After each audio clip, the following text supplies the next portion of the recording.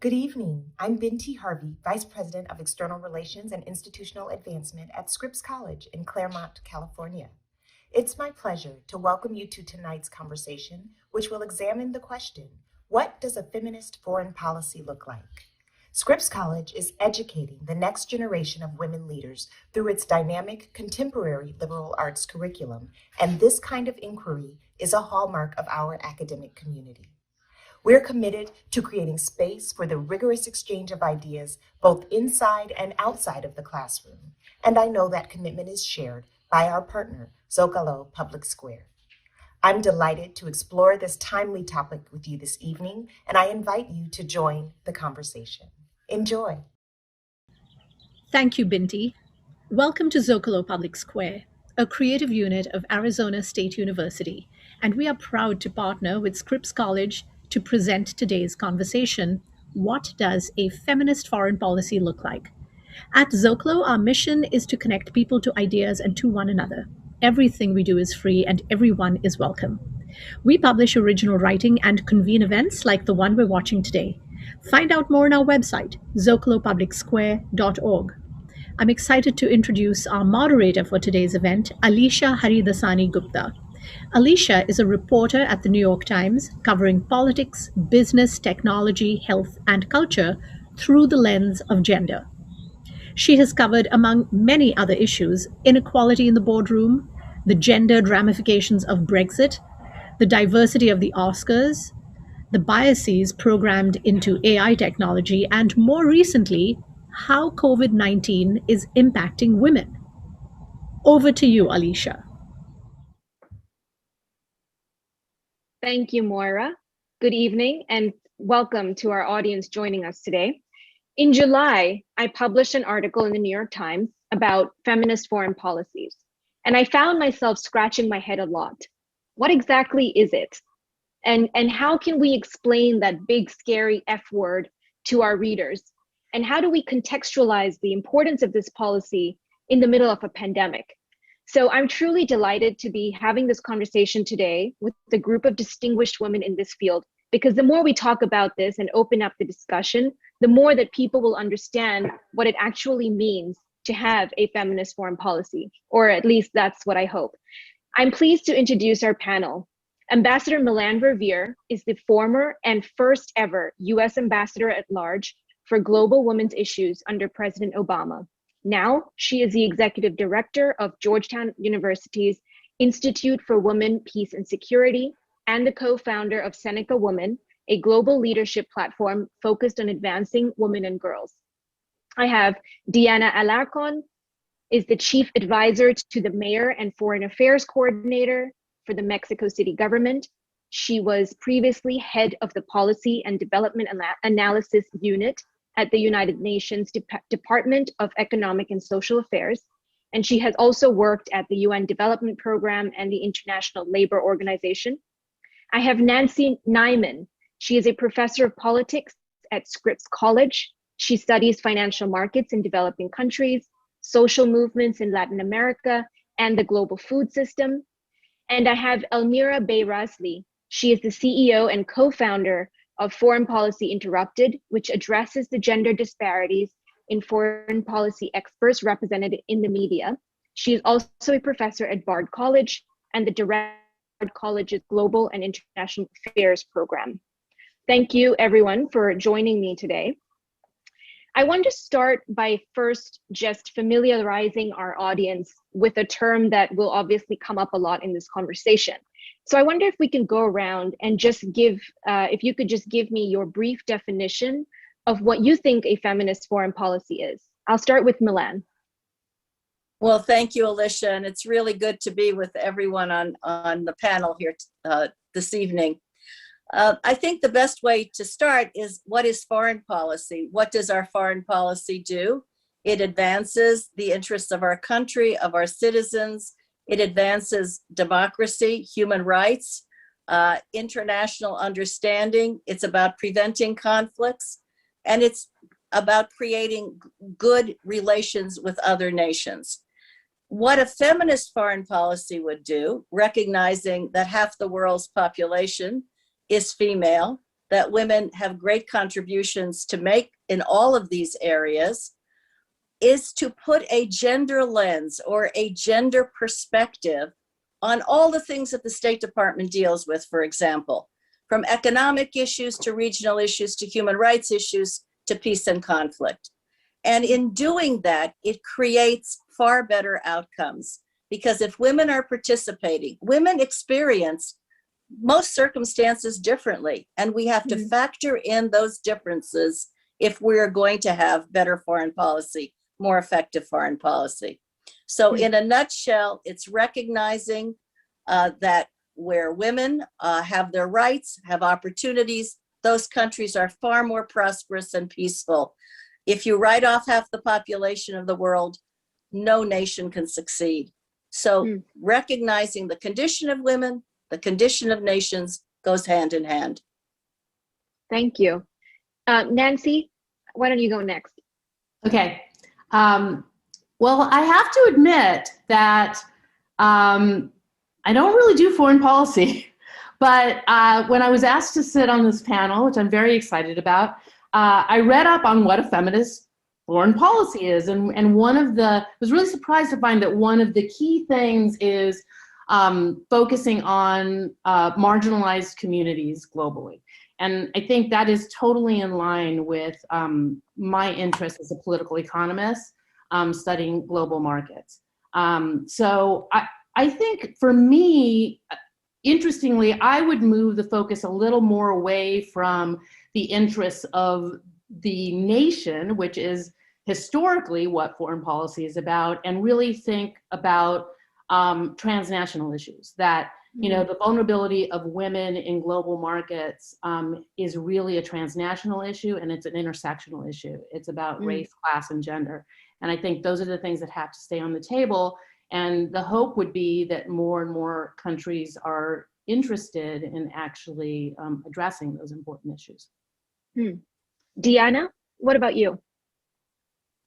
I am in a city government. So as a city government, we do not do foreign policy, but we do have relations with many cities around the world. We are part of these city networks that are promoting and working on international issues in general.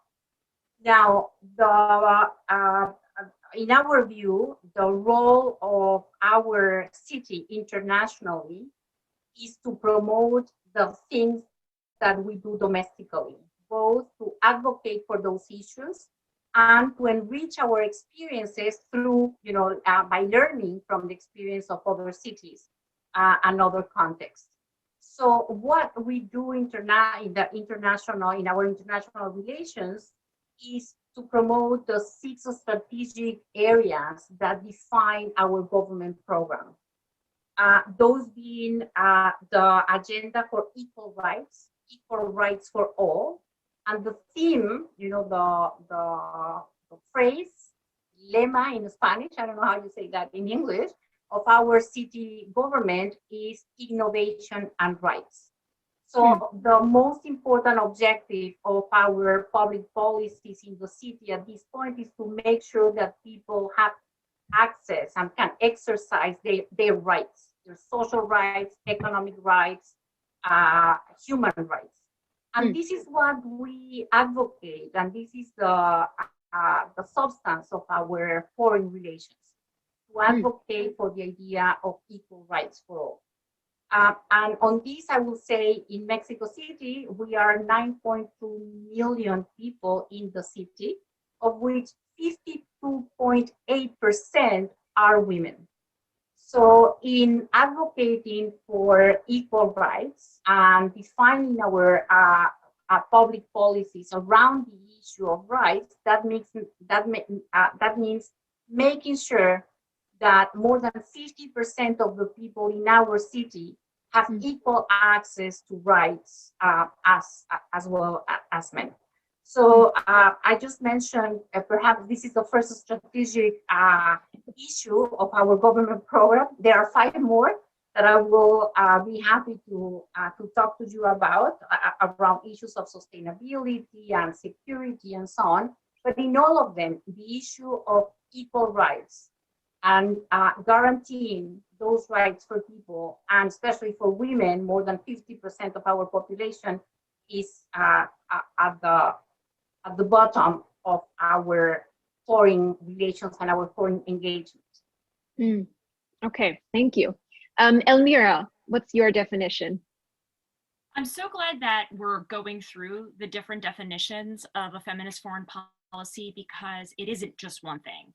And I think, as Milan rightly pointed out, fundamentally it is about foreign policy and how nations interact with one another and how the global community works together on a variety of issues. And Nancy pointed out transnational issues like climate change, like global health. When feminist foreign policy was first coined, introduced by Sweden in 2014, it was very much focused on the rights of women and making sure that women are at the negotiating table, whether it is on peace negotiations. Development efforts include women and consideration for women and girls issues. When we're including feminist foreign policy, I think looking at it in the United States, I think it's undergoing another definition. And what I think what we need to actually remember is that this is not exclusively just about women. We want to make sure that women are included. And as Milan pointed out, women are half of the world's population, and we need to start considering what their role and their participation is on a variety of different issues, whether it is on foreign policy, on climate change, on global health, hunger, extremism, and poverty. But fundamentally, if we're talking about what foreign policy is, feminist foreign policy really gets to stability and progress. And I think when we're talking particularly about the United States, I know that in conversations that I've had with many people in Washington, it often gets dismissed as a very kind of niche, very cute little side issue that, feminists like myself like to embrace. But the reality is the United States and the world that we live in today is a very different one than we were in the 20th century. And it's really time that we start to look at feminist foreign policy as an alternative to how each nation was approaching foreign policy when the problems were limited to nation states. Now there are numerous global challenges that really require us to look at the outcomes, which are stability and progress. And fundamentally, for me, feminist foreign policy is really about getting to that. Thank you. You brought up some interesting points, and I will come back to you in a second. But I want to start again with Milan. You mentioned, how feminist foreign policy sort of guides how nations interact with each other. I wonder if you can give us some examples of, case studies that you've come across in which a feminist foreign policy has intersected with peace and security negotiations. There is research that suggests, feminist foreign policy is literally the key to world peace. Well, I think getting back to what was just said about, we're not talking about women's issues per se. They are absolutely included. They are central. But this is all kinds of issues that the government is engaged in, from today's issue of COVID to climate to economic issues. There is a gender lens that needs to be applied to that for a whole variety of reasons. So take peace and security. Speaking about the United States, we are the first country in the world with a law now that follows a United Nations framework that links women's agency to peace and security in a whole lot of spaces, in prevention, in participating in negotiations, in many conflicts today. The world has changed indeed. A lot of them are internal conflicts with combatants. Sexual violence is a huge challenge in those situations. So it recognizes what happens to women. But women just aren't victims. Women are problem solvers. Women have agency. And to look at them, as a woman in Afghanistan said to me years ago, stop looking at us as victims and look at us as the leaders that we are. And it recognizes that leadership at the peace table, in relief and recovery across the board. So take Colombia's peace agreement, which was an extraordinary achievement after 50 years of civil war. The women had put out proposal after proposal, finally gathered in exasperation in a summit, came up with a bunch of recommendations at a time when there was a real serious effort to finally do this. Testimony was taken from the indigenous women, from the marginalized women. The talks were going on in Cuba and they were going on in Colombia, and the testimony was taken in both places. The issues that affected women throughout that conflict were considered, and there were recommendations put in place in the peace agreement to address those issues. For the first time ever, there was a gender subcommission that was part and parcel of the peace talks. So it's a way that anybody involved in those talks, and there were other country validators. The United States certainly was involved because it's in our interest to see this conflict come to an end in terms of our values as well, and to support those integrative efforts of ensuring that women's issues were confronted, that women were participating, and that they were fully integrated in what we were doing. And this is an obligation, an imperative on our ambassadors, say. There's many an ambassador in the traditional way that was just described, that diplomacy is often done, who don't even see how this fits what they're about. I remember once visiting a country and saying to the embassy staff, I really want to talk to the people in the country who have put together their national action plan on women, peace, and security, which some 70 countries have now to guide their work in this area. And they said, well, we didn't even know that there was a national action plan that was put together in this country. And when they complied, and I got together with the principals, one of the key people was the chief of staff to the president. Another one was a high-level military official. There were women-run NGOs. And the ambassador said to me, I had no idea. And yet we had a role to play in our dealings with that country to make sure that they succeeded at this. It was in our interest and their interest. So it's an example of how this should work optimally. Right. Elmira, I want to come back to you. You mentioned outcomes.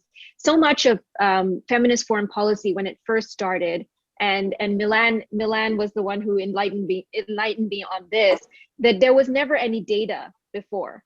You know, it was kind of tough to even study this area. So now we're talking about outcomes. Have you found any case studies or any sort of examples where a feminist lens has led to positive outcomes or progressive outcomes? Well, I mean, I think, you know, Milan pointed out women, peace, and security, you know, and there have been studies that show that when women and women's organizations are part of a peace negotiation, the peace agreement lasts 64% of the time. And, you know, about 35% of those peace agreements last for over 30 years. And so I think proof right there that when women are involved, you know, again, talking about women not just being victims, but actually being part of the solution to many of these problems. But one thing that I do want to talk about that I think is very important when we're talking about feminist foreign policy is, and we're specifically talking about outcomes, is that this is not just limited to the policymakers in Washington. And so while I think it is profoundly important that we do have our embassies and our ambassadors thinking through a gender lens about what is happening to women through a variety of prisms, whether it's being trade or commerce or the environment and global health, we also have to remember foreign policy is profoundly different in the 21st century. Now we have things like Facebook and Google, And technology platforms, I mean, we're coming to you here on Zoom and on YouTube. And what we've actually, why this is a very imperative topic is that technology is starting to really define our foreign policy. We've already seen the role that Twitter and Facebook have played on a number of global issues. But when you're talking about technology apps, whether it's translation apps or face recognition, a lot of these technologies are being created by men. And so when we're talking about the composition of who is being involved in this, who is making the plans of these technologies, it is profoundly important to include women, just as we want women at the peace table working out peace agreements. We want to make sure that women are at the policy table when we're talking about economic plans, when we're talking about global health, when we're talking about climate change, but we're also when we're talking about technology and how technology is being built and how technology is being used. Because again, going back to your original point about outcomes, the outcome, I think we've lost sight of what the outcomes need to be.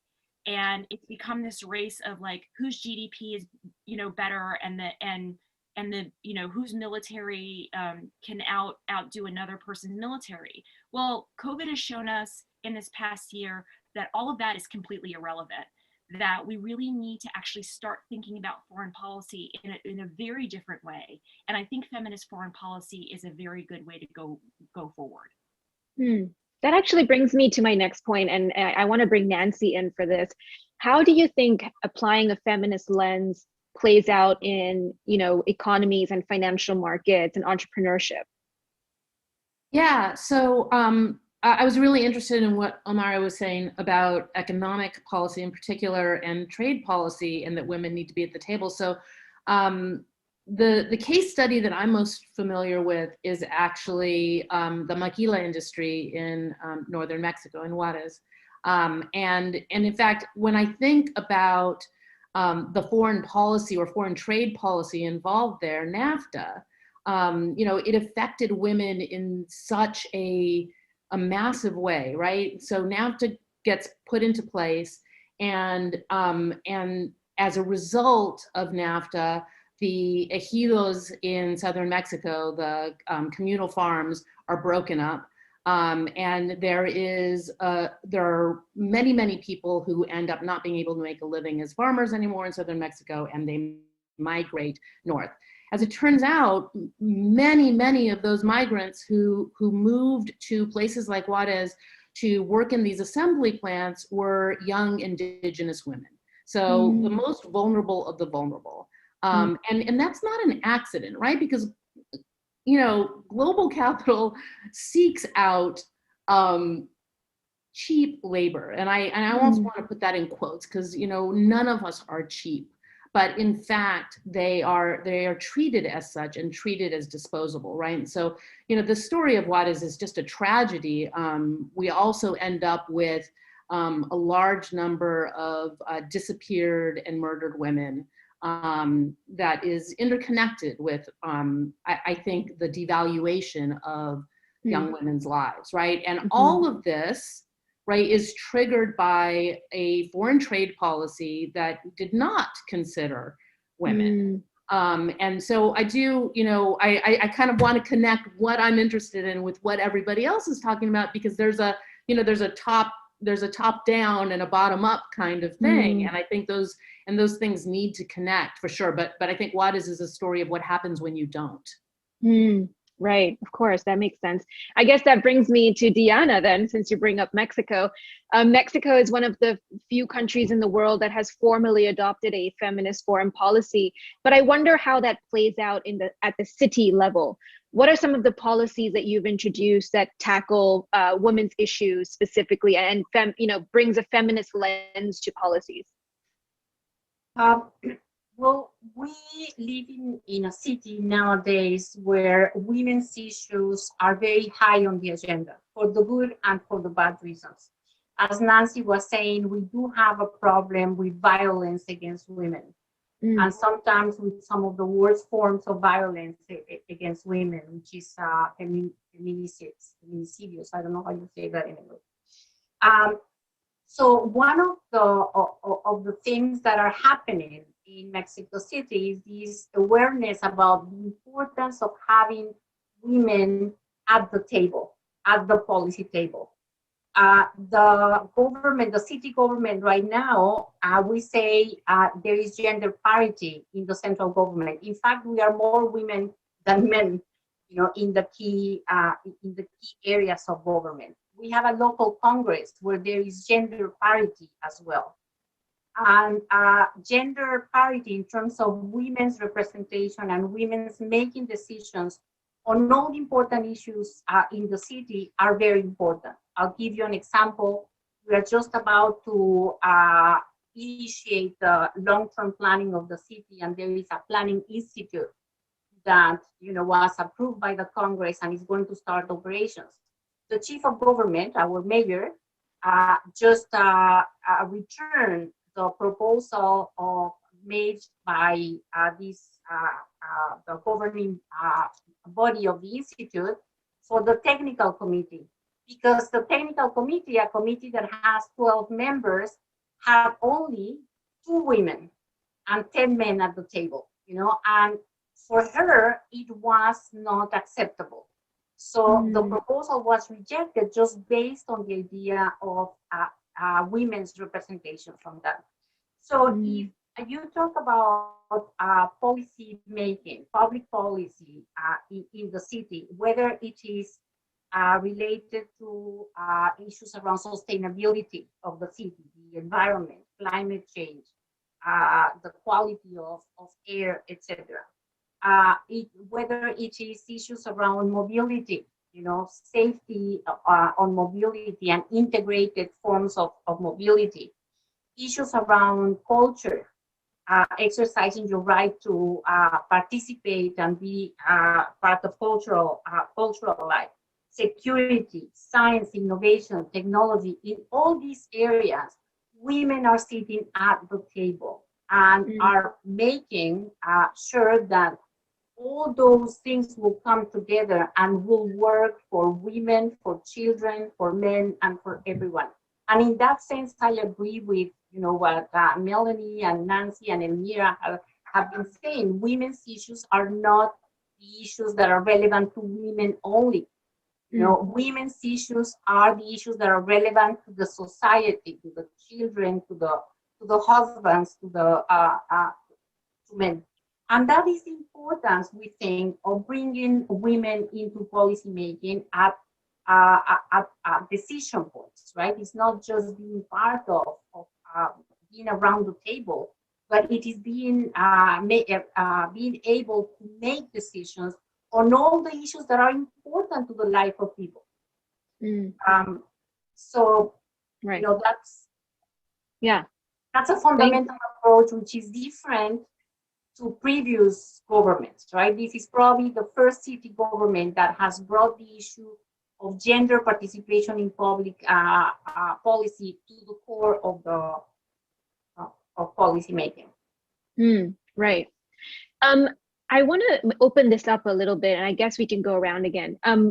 Have you come across any tools or accountability tools to make sure that, when a government commits to a feminist policy, that it's not just a PR stunt? And I'm thinking specifically, like in Canada, they have a clause that every budget has to go through a gender analysis.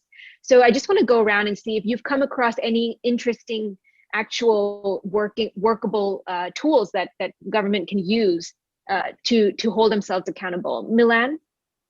Well, before I answer that, I want to pick up on 2 points, one that Nancy made and one that Elmira made.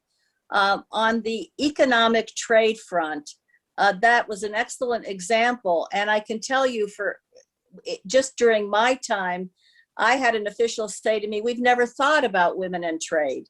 So, these policies are made in the absence of a gender consideration often. But then I can give you a better example in terms of progress. The Africa Growth Opportunity Act is something we have with many African countries that provides a tariff-free trade. And working with the women to give them the first time ever that they could benefit from that, because nobody reached out. Nobody was saying, you too can benefit from this, providing the training to the point today where there are countless women entrepreneurs, which is a glorious word for people who made shea butter and turned it into something that can be exportable, and giving them viable economic opportunities through trade, which is what it should be in many ways. So the trade piece, and then the social media piece, our State Department's involved in technology. It's a big space, and so are many other elements of government. They need to integrate these issues. One of the first things that we did, I had a fellow who came from Silicon Valley and said, I want to put my ideas to use here to promote women's interests. First ever gender gap study in mobile. There's a huge gender gap study in mobile, and mobile technology is a tool of development. Women need it around the globe, and one of the key ways is where there's mobile banking, they can finally save their money safely and transact it safely. The internet gap, we're seeing with COVID, how disconnected so many poor people are from the internet. What are we doing in our policies to ensure that that gap gets closed? And AI just creates a whole new world that needs to be factored in. So these are all issues that come under the same umbrella and really need to be understood and then raised up so that there is a gender perspective and lens being brought to them. Now, on the evaluation metrics front, there are the beginnings of processes. The USAID has a number of evaluative tools that they use as they have a mandate in their development programs. A lot of what we're talking about is, yes, foreign policy, but development being a part of that, to make sure that the grants that are being made and the work that is being done is actually achieving its goals from the point of view of the gender lens applied to them. So there's a whole world of new tools, measurement tools, and evaluation tools that are being brought more specifically to development, in my experience, as opposed to the broader policy arena. Elmira, do you know of any examples of accountability tools?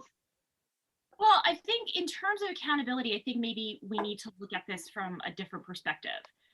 Right now, the way that we measure, we look at the G20, the strongest economies of the world, and we're measuring them based on GDP. But if you actually take a look at other factors, and the Social Progress Imperative puts out every year the Social Progress Index, which actually categorizes countries based on a number of different factors, whether it's gender equality, how they're doing on healthcare, how they're doing on the environment. And when you actually categorize countries on people's well-being, access to opportunities, mobility, the United States actually doesn't even come in on the top 10. And so rather than kind of looking at, how do we make feminist foreign policy work, maybe we should actually look to see, maybe we should actually change the tools, how we're actually measuring foreign policy today. And actually take a look, because I think there's a lot of things that aren't working today. One of the things that I feel like it's always a challenge for women is that we always have to prove, show us the statistics and show us the proof of how, how something is going to work, when meanwhile there's abundant evidence of things that are not working. Democracy is on the decline, and there's a rise of strong men around the world, and there is increased tensions around the world, and we have a global pandemic. And so clearly there needs to be a reassessment of how we are approaching foreign policy now. And again, I think feminist foreign policy, rather than looking at it as this very niche, marginal thing, looking at it as a possible solution to the challenges that we have today, because it is a modern lens to the modern world. Right. I guess we can't get through this conversation without mentioning COVID, right? Of course, women are disproportionately impacted by COVID, both directly and indirectly. They're on the front line, but they're also at home taking on extra care burdens and all of that. Diana, I want to come to you.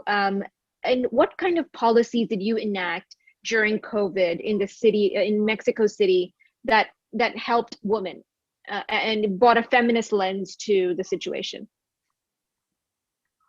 There are two main areas of response to COVID in Mexico City. One, of course, was health, sanitary, making sure that there is universal access to health for people who need it.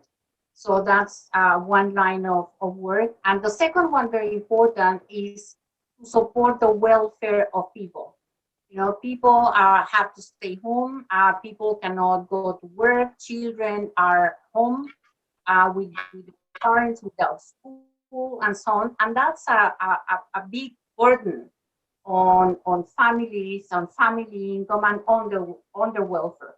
So there was a whole set of programs that were designed to support people and to support women in particular.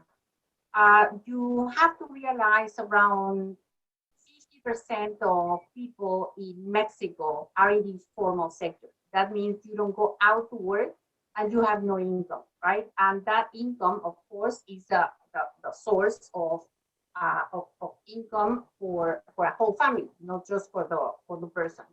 So one of the 2 or 3 programs were activated to support the income of people. One of them was an expansion of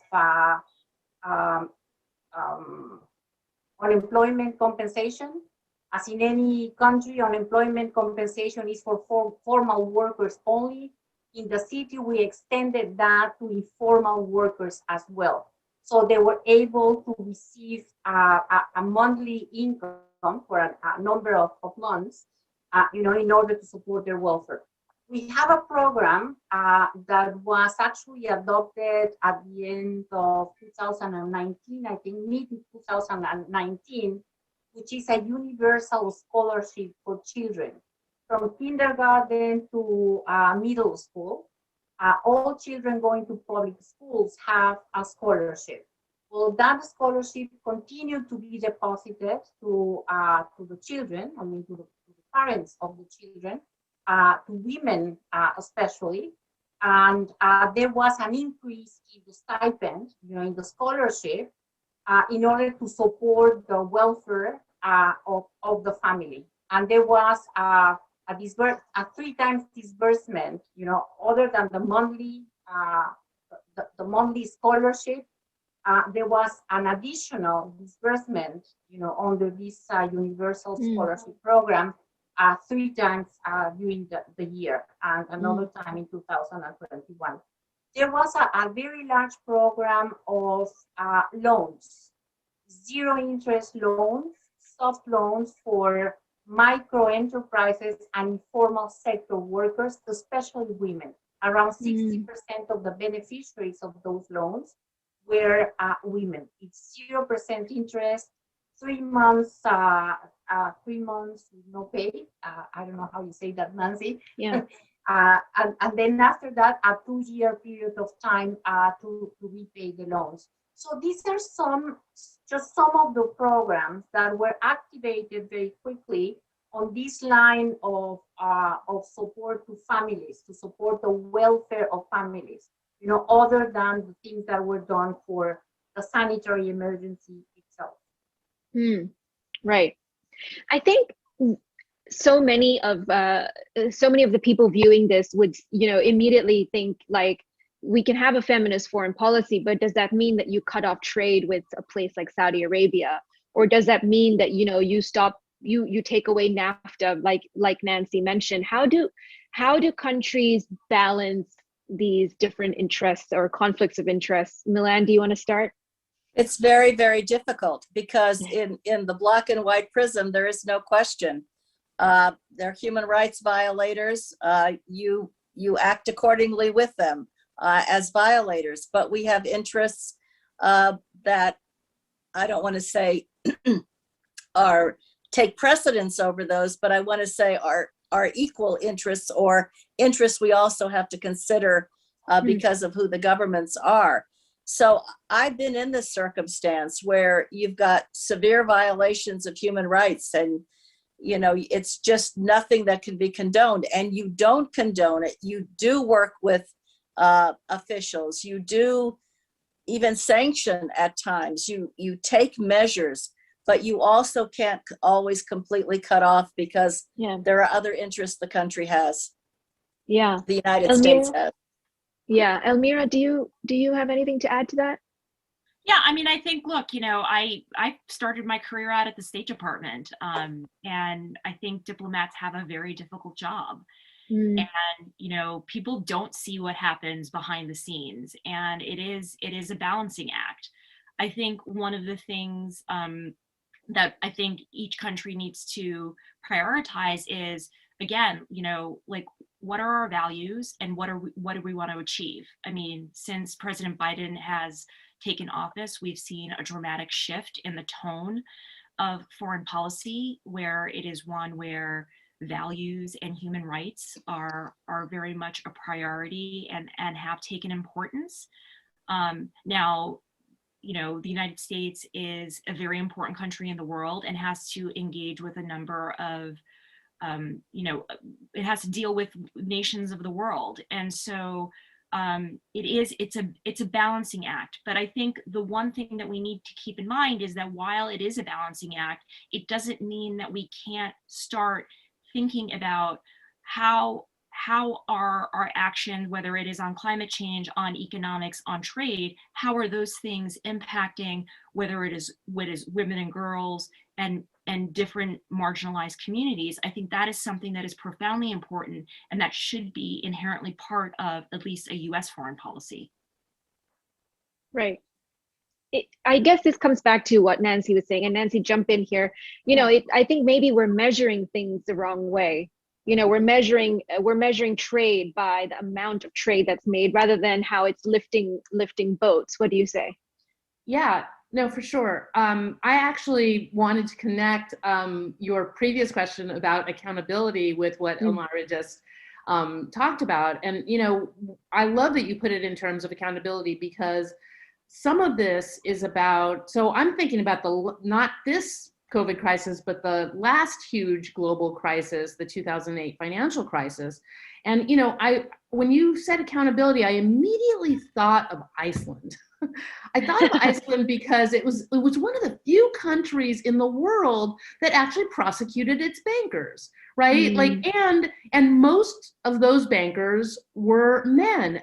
It turns out that Iceland has a pretty decent percentage of women-owned banks, and those were the only banks that were not part of the problem and did not get prosecuted.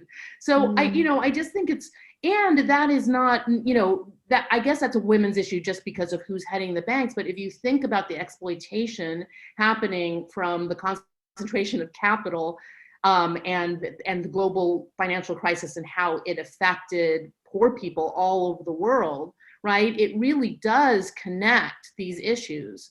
And maybe it's not just that women are running the banks, but it certainly seems odd that those are the only banks that were not, right? So maybe it does matter. Yeah. Well, you can also look at it in terms of the women leaders in COVID.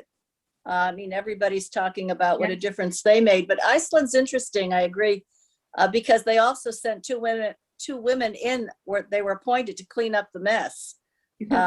And they are always on top of every list in terms of the well-being of women. So they're doing something right. Right. Let me share a thought. Yes, sorry, go ahead. Yep, go ahead. Let me share a thought on this issue of international trade and so on. And I am speaking from a highly globalized city, right? Mexico City, its economy depends very much on global trade and international tourism and so on. So I'm not going to say that it's not important. It is very important. But something that this COVID crisis showed to us is how weak also those links will be, to situations like the one we're living now. And so one of the things we learned in these months is the importance of the local economy. There are so many things that can be produced and services that can be provided locally that we are not taking into those opportunities, because we have our global economic links, international trade and services and so on, and we never, those issues of the local economy, local service provision never come to light with the strength that they did during this crisis. So one of the things that, one of the issues in the agenda right now for the city government is ways to promote the local economy. There is so much more that could be done. This is good for the economy, it is good for the families, and it is very good for the environment as well, right? So there you have, and it is very good for women, because it turns out that entrepreneurships, small scale local entrepreneurships are to a large extent run by women. So it's something we learned from this crisis is one, the importance of the local economy, and second, the agency of women in strengthening and developing these new links, this new local economy that will play an important role in so many areas. Yeah. I'm going to take one question from the audience that's come in to me. What exactly, and I guess this is more for Milan and Elmira, what exactly is holding the US State Department back from formally announcing a feminist foreign policy? Do you think it's just fear of the word? Well, I think certainly the word has something to do with it. I think we are all in agreement. Feminism is a good thing, and it means that men and women are equal, should enjoy the full equality of rights. But it's been over time a loaded word in the United States, and detractors have tried to put all kinds of interpretations on it. But I don't want to say that we don't have a feminist foreign policy. I think that's a misapprehension. We may not have the perfect foreign policy closer to Sweden's, but from the time of the Beijing conference, there have been vast efforts made to integrate these issues into US foreign policy. That happened, you had mentioned data at the opening, Alicia, and it is true, when the Beijing conference took place and we were given the command to take those issues and the platform for action, women's progress on every level, and integrate them into the United States domestic and foreign policy. When Madeleine Albright shortly thereafter became Secretary of State, she said these are part of our mission, and began to move the women's human rights issues. They weren't viewed as violations of human rights back then. Today they are front and center, and it happened on many different levels. And then I think it was truly accelerated when Secretary Clinton was secretary, and a lot of those steps, even over the last 4 years, despite the pushback, a lot of that has continued within the work of our diplomatic work. But we're not there yet.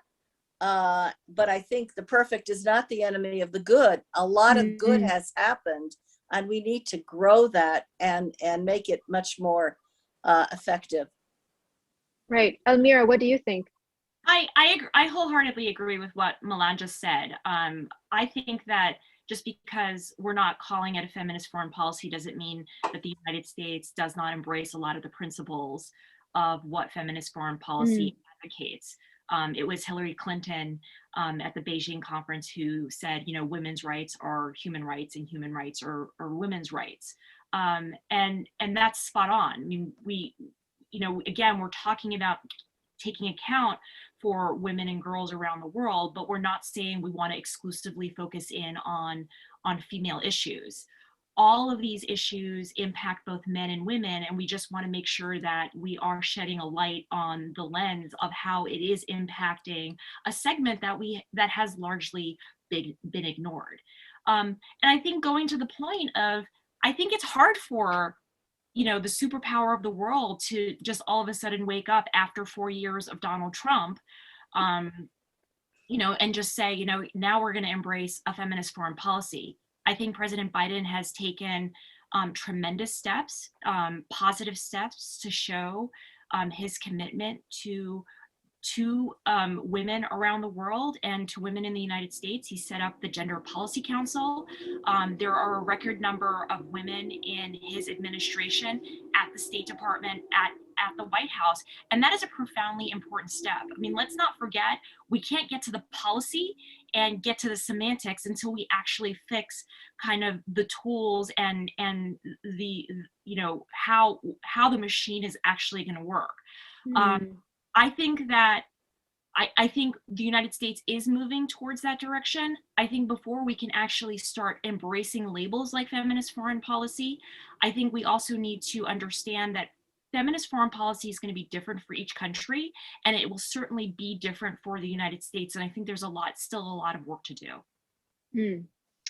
I want to end on a kind of a slightly more philosophical question, and I want to go around. I think a lot of the issues that we deal with, not having women at the negotiating table, having women in cheap labor, having women in, experience domestic violence, comes down to gender stereotypes. It kind of is this ingrained psyche that kind of just people default to. I guess maybe I want to ask how you've seen it play out in your work, in your research, how you've seen, gender biases and stereotypes rear its head, really for no reason, for no other reason. Milan? It's definitely, I would say, one of the fundamental barriers in terms of women's progress. In fact, we did a report 25 years after Beijing, what's worked, what hasn't, what are the biggest impediments, how do we go forward? Norms, stereotypes, deeply entrenched cultural practices, biases, unconscious or conscious, they are huge impediments. And one of the things we have to do is find those avenues to begin to turn that around, whether it's increased male participation and demonstrating to men that this is in their interest as well. They are co-beneficiaries of women's progress, whether it's working within communities to turn around deeply entrenched practices, whether it's showing decision makers, largely male at the top, that this is in their interest in terms of their being more effective in the work that they're doing. So we need to do a whole lot of things, but I think you hit the nail on the head. It is a huge problem. Diana?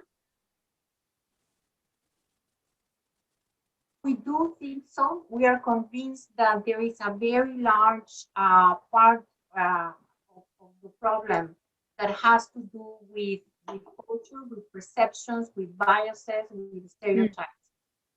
So much so that we have activated several actions to deal with that.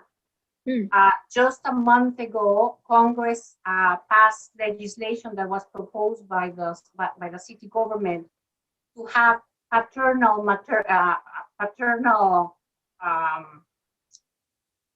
leaves. Yes. Right? So that is not just women who take time off from work to take care of the babies, but men as well. There is a large program in schools that is called Lunes por la Educación, Monday for Education, where government goes and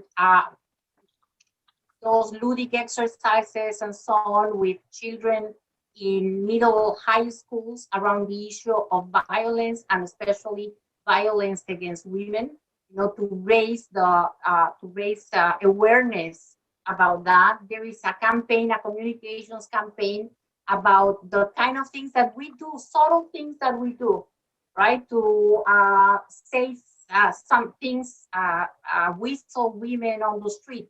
That is violence, and that's the way we communicate it to people. So there is a whole strategy on the things that we do on a daily basis that seem, unimportant, but that are part of this culture, stereotypes about the role of women. The issue of the division of labor within the household, right? And share household responsibilities. So yes, there is a lot that has to do with culture, with the stereotypes, with biases. Unless you remove those and men come to the side of women for equal rights, this is something that is going to stay with us. Yeah. Nancy, have you found examples of this? Yeah, I have. Yeah, Alicia, the only thing that I would reframe about your question is you ended it with "for no reason," and I actually do think I'd like to have us like laser focused on the shop floor here, right? And I do think there's a reason, right? The exploitation of gender stereotypes and particularly of femininity on the shop floor in these maquila industries and elsewhere all over the world with the feminization of labor, right? There's a reason for it. It maintains power relationships on the shop floor, right? And everything from, there's so many examples, but the Miss Maquila pageants that they hold, right? Where they've got women competing against each other for who's the most beautiful worker and competing for the attentions of managers. That's not something that the women are interested in doing, right? That's something that that is imposed in ways, right, that really do maintain power relationships and exploitation and economic exploitation. So yeah, I think there's a reason. That's a good point. Elmira? So I think there needs to be an awareness. I think, first of all, we need to be aware of how women have absorbed a lot of these stereotypes.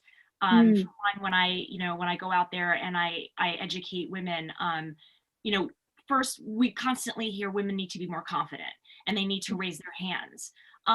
Well, I have to say, I think women are confident.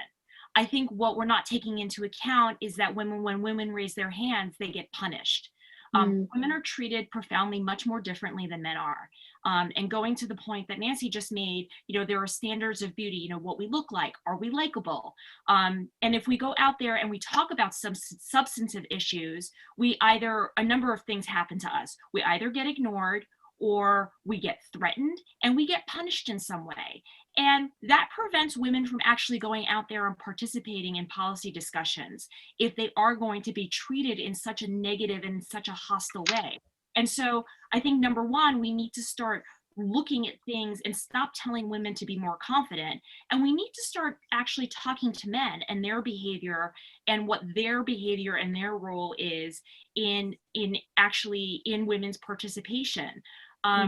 We've had the Me Too movement and we've seen what a profound effect that has had on a number of different industries. And I think women are starting to feel much more comfortable coming forward and feeling much more comfortable in workplaces. But I don't think we actually know the true depth of the brainwashing and the stereotypes that we've actually all internalized. When you say the word doctor, I think a lot of people automatically think of a man. You say the word president and certainly, the image of a white man comes up.